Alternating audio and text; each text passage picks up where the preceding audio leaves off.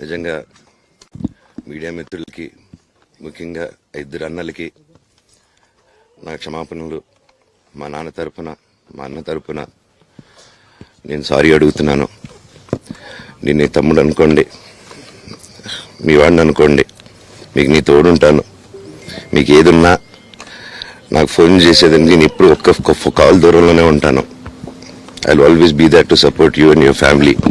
And I'm sorry, నా కోసం support చేసేదానికి వచ్చి మీకు ఇలా జరగడం నాకు చాలా బాధగా ఉంది. నా భార్య పేరు లాగుతున్నారు, 7 నెలల కూతురి పేరు లాగుతున్నారు. నేనేం అడగలేదు, సొంత కాళ్ళ మీద పనిచేస్తున్నాను. మా ఆవిడ కూడా వాళ్ళ ఇంటి వైపు ఏ డబ్బు తీసుకురాలేదు, వాళ్ళ ఇంట్లోనూ డబ్బు అడగలేదు, నేను అడగలేదు, ఆస్తి అడగలేదు. మా ఆవిడ 7 నెలలు గర్భవతిగా ఉన్నప్పుడు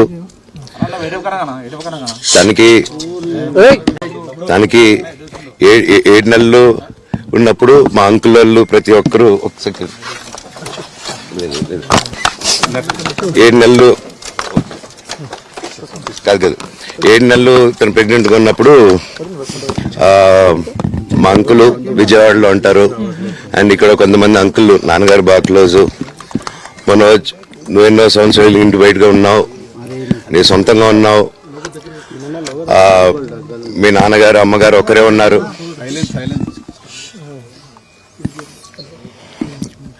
మీ నాన్నగారు అమ్మగారు ఒకరే ఉన్నారు. మీ అన్నయ్య ఏమో దుబాయ్కి షిఫ్ట్ అయిపోయాడు ఫ్యామిలీతో. మీ వైఫ్ ప్రెగ్నెంట్గా ఉంది, తనకి తల్లిదండ్రులు లేరు. తనకి ఇప్పుడు మీ అమ్మ అవసరం ఉంది, పెద్దోళ్ళు అవసరం ఉంది. నువ్వు అక్కడ ఎలా చూసుకుంటావు అంటే, నాకు ఆ రోజు మా భార్య కూడా ఒకసారి వాళ్ళు అన్ని చెప్తున్నారు కదా, ఎందుకంటే ఒకసారి వినండి అంటే, సరేమ్మా నీకోసం వస్తాను అని చెప్పి మళ్ళీ తిరిగి రావడం జరిగింది. అండ్ నేను ఈరోజు నా గురించి ఆరోపణలు వేస్తున్నారంటే అది నేనేం చెప్పలేను. ఓన్లీ మీకు ఆధారాలు మాత్రమే చూపించగలుగుతాను. ఇప్పుడు వాళ్ళు చెప్పి నేను చెప్పి ఇది కరెక్ట్ కాదండి, నేను ఎప్పటి నుంచో కూర్చొని మాట్లాడదాం అంటున్నాను. పిల్లలకి లోకల్లో ఉన్న, అక్కడ లోకల్లో ఉండేది ఎవరో కాదండి, మా బంధువులే అండి అందరూ. ఆ చుట్టుపక్కల గ్రామాలందరూ మా నానమ్మ ఊరు, మా అమ్మమ్మ ఊరు అందరూ మా వాళ్ళండి. వాళ్ళ పిల్లలు, మనవాళ్ళు, వాళ్ళ బంధువులు. సో వాళ్ళకి అన్యాయం, వాళ్ళు నాకు వాళ్ళ అర్జీలు పెట్టుకున్నారు, వాళ్ళ లెటర్లు పంపించారు, వాళ్ళన్నీ చేశారు. నేను వాళ్ళకి సపోర్ట్గా మద్దతుగా నిలబడి ఏమైంది నేను అడిగేసరికి వినయ్ అతనికి ఫోన్ చేశాను, మెసేజ్లు పెట్టాను. సార్ వాట్ ఈస్ హ్యాపెనింగ్, నేను కావాలంటే కాళ్ళ మీద కూడా పడతానండి, ఈ ఇష్యూ క్లియర్ చేయండి, మాట్లాడుకుందాం అంటే చాలా దురుసుగా రిప్లైలు పెట్టారు. నేను ప్రతిదీ ఈరోజు సాయంత్రం 5:30కి ప్రెస్ మీట్ పెట్టి ఇన్నాళ్ళు ఆగానండి, ఇంకా ఆగలేను. ఈరోజు ఈవినింగ్ ప్రతిదీ చెప్పేస్తాను. ఆ రోజు నేను పోలీసు సపోర్ట్ అడిగినప్పుడు స్టేషన్కి 100కి ఎందుకు ఫోన్ చేశాను, ఆ 100 దగ్గర నుంచి నేను పర్మిషన్ ఇస్తున్నాను, నాకు ప్రాబ్లం లేదు, మీరు ఒప్పుకుంటే మీరు మీ వల్ల అయితే 100లో నేను ఏం మాట్లాడానో మీరు తీసుకొని వినండి. ఆ రోజు ఆ మూమెంట్లో జరిగిన మూమెంట్లో మాట్లాడాను. ఇంట్లో 10 బండ్లు ఉన్నాయి, అందరూ ఉన్నారు ఇంట్లో.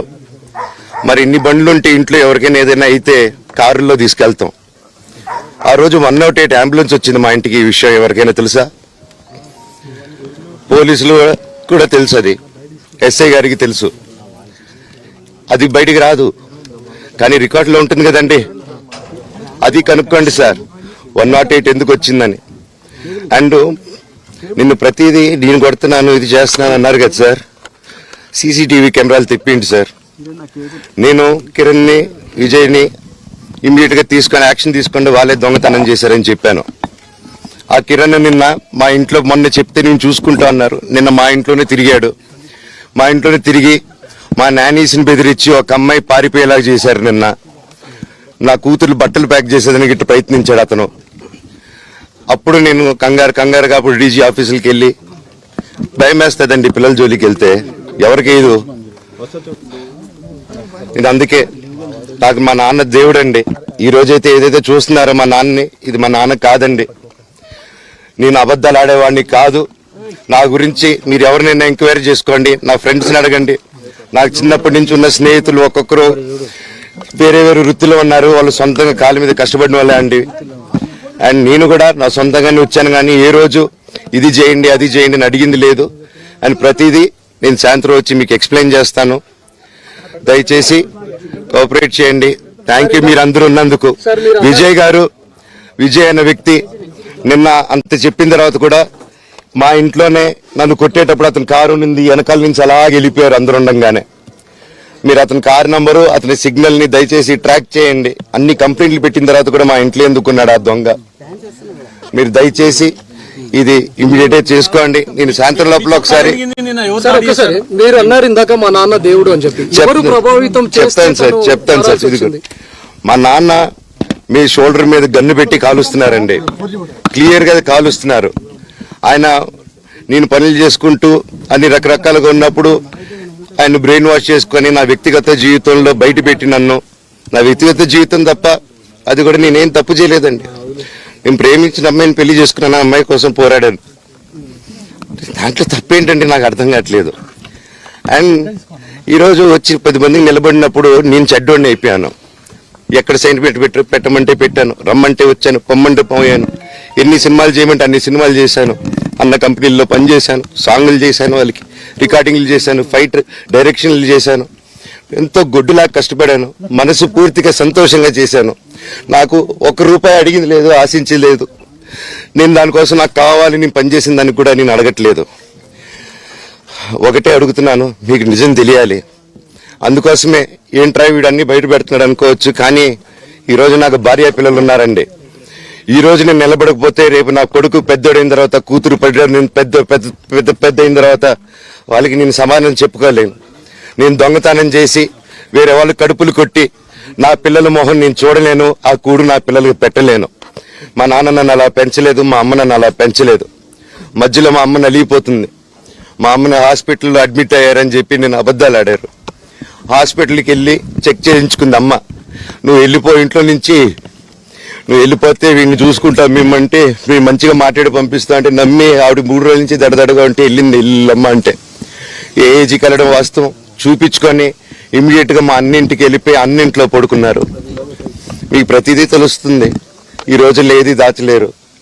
మరి ఇంత క్యారెక్టర్ అసాసినేషన్ నేను చేయని దానికి చేశారని, నా భార్య వచ్చిన తర్వాత నేను చెడ్డోడినయ్యానని, అదే వాళ్ళ తల్లిదండ్రులు ఉండుంటే గమ్మునుంటారా అండి? ఈరోజు నేను గమ్మునుంటే ఎలా అండి? తనకి తల్లి అయినా తండ్రి అయినా అన్ని నేనే అండి. ఈరోజు తను వాళ్ళ ఇంట్లో ఆధారపడదు, నేను మా ఇంట్లో ఆధారపడను. నేను నా సినిమాలు చేసుకుంటున్నాను. తను సొంతంగా ఒక టాయ్ కంపెనీ పెట్టుకుంది. లాక్డౌన్లో నా అహం బ్రహ్మాస్మి సినిమా మా ప్రేమ కోసం ఆపేసినప్పుడు నిర్దాక్షిణంగా నేను చెన్నైకి షిఫ్ట్ అయిపోయి ఈ ఊర్లో వద్దని మేము అక్కడ కూర్చొని, నేను మనోజ్ నువ్వు బొమ్మలు గీస్తావు కదా, కథలు రాస్తావు కదా, బొమ్మలకి ఆత్మనిర్భర్ అని నరేంద్ర మోడీ గారు ఇది అనౌన్స్ చేశారు. ఈ బొమ్మలు నీకు బొమ్మలు ఇష్టం, పిల్లలు ఉన్నారు, మనమే క్రియేట్ చేద్దాం బొమ్మలు అంటే, లాక్డౌన్ లో నేను డ్రాయింగ్లు చేసి కథలు రాసుకొని నా ఫ్రెండ్స్ దగ్గర కొంచెం అప్పులు చేసుకొని మేమే పెట్టుబడులు పెట్టుకుంటూ, నా ఫ్రెండ్స్ కూడా పెద్ద కష్టపడి వచ్చిన వాళ్ళండి. వాళ్ళకున్న కొంతలో నాకు పంచుకుంటూ మమ్మల్ని కాపాడుకుంటూ ఒకరినొకరు కాపాడుకుంటూ నిలబడి ఈ రోజు మనీని నిలదొక్కున్నాం అండి. నేను నా భార్య, తను కష్టపడుతుంది. ఇప్పుడు కాశ్మీర్ నుంచి కన్యాకుమారి వరకు ఓన్లీ తను, నేను, ఇంకొక 3-4 కలిసి దీన్ని ఇంత దూరం తీసుకొచ్చామండి. ఈ రోజు నేను మళ్ళీ సినిమాలకు వచ్చేసాను. అందుకే ఈ రోజు నేను నిలబడిపోతే ఇది నా పిల్లలకి చెప్పేది కరెక్ట్ కాదు, ఎవరికి కరెక్ట్ కాదు.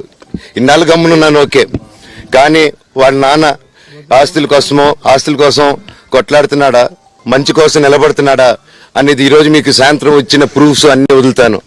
మా నాన్న మీద గన్ను పెట్టి కాల్చే వినయ్కి, మా అన్నకి సాయంత్రం ప్రతిదీ చెప్తాను. చెప్పాను కదండి వినయ్ అని, మా అన్న విష్ణు అని. అవునండి, నన్ను హాజరుపరచమన్నారు, 10:30కు రమ్మన్నారు. మీరందరూ చూశారు. నాకు మొన్న ఫస్ట్ రోజు తగిలి బాగా నొప్పి వచ్చింది, మెడ, కాలు. 3 వారాల క్రితం ఫైట్ లో నాకు మజిల్ టైర్ అయింది, గ్రేడ్ 1 టైర్ రైట్ లెగ్ లో. లెఫ్ట్ లెగ్ లో మళ్ళీ దెబ్బలు తగిలాయి మొన్న. సో అందుకే కొంచెం బ్యాలెన్స్ ఇది ఉంది. మందులు హెవీ మెడికేషన్ ఇచ్చారు, హెవీ ప్యాచ్ కూడా వేశారు నాకు. దానివల్లే కొంచెం నడుస్తున్నాను. అండ్ ఇప్పుడు అందుకే రిక్వెస్ట్ చేసుకొని సార్ నాకు కొంచెం టైం ఇవ్వండి, పాప ఉంది, సెటిల్ చేసుకొని నేను వస్తాను సార్, కొంచెం సెట్ చేసుకొని అని పోలీసుల గారికి రిక్వెస్ట్ చేసుకొని ఇప్పుడు బయలుదేరుతున్నాను. సార్ మీ నాన్నగారు నిన్న ఒక ఆడియో రిలీజ్ చేశారు, అందులో చెప్తున్నారు మనోజ్ మద్యానికి సార్ దాని గురించే సార్ చెప్పాను. కామెంట్ పై ఏమంటారు? మద్యానికి బానిసై ఇలా ప్రవర్తిస్తున్నాడు, అందుకే నేను మనోజ్ విషయంలో సీరియస్ గా ఉన్నాను అని చెప్తున్నారు. సార్ మద్యానికి బానిస ఎవరిని కొట్టాను సార్? నా పిల్లల్ని కొట్టానా, నా భార్యను కొట్టానా, మా అమ్మని కొట్టానా, మా నాన్నని కొట్టానా? ఇవన్నీ నీ మద్యానికి బ్యాలెన్సే, అందరినీ కొడుతున్నాను, పొన్నాలు కొడుతుంటే సీసీటీవీలు తెప్పిండి సార్. అది దొంగతనం చేసింది నేను కాదు సార్, అది తెప్పిండి సార్ అంతా. అప్పుడు మాట్లాడదాం సార్ మనోజా ఎవరా అని చెప్తానండి. నాకు ఇంకా కొంచెం క్లారిటీ రావాలి. కమిషనర్ ఆఫీస్కి వెళ్తాను, వాళ్ళని కలుస్తాను, రిక్వెస్ట్ చేసుకుంటాను, మాట్లాడుకొని వాళ్ళు ఏం చెప్తారు 5:30కి మాట్లాడతానన్న. థ్యాంక్స్ రంజిత్ అన్న, ఇంకా అన్న సారీ అన్న, సూర్యమన్న సారీ అన్న. ప్రస్తుతం మా వీడియో మీకు నచ్చినట్లయితే please like, share and subscribe.